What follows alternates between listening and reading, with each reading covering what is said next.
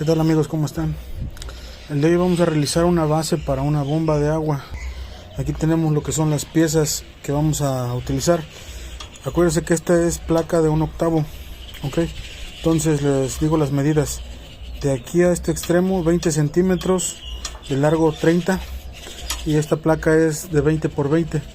Vamos a cortarlas y también posteriormente vamos a soldarlas para hacer una tipo L, donde la parte más larga va a estar fijada a lo que va a ser el contorno del pozo, y la de 20 por 20 va a ser la base donde se va a sujetar la bomba, ok.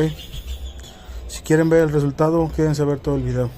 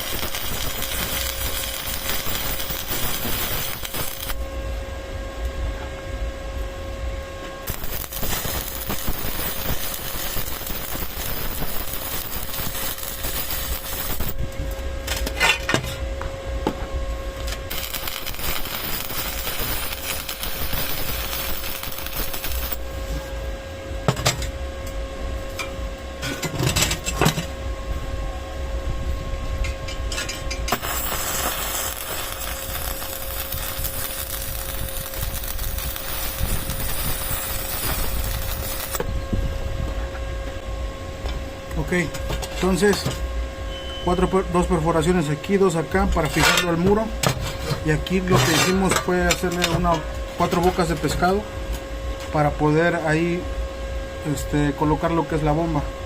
En próximos videos les muestro cómo la instalamos. Saludos.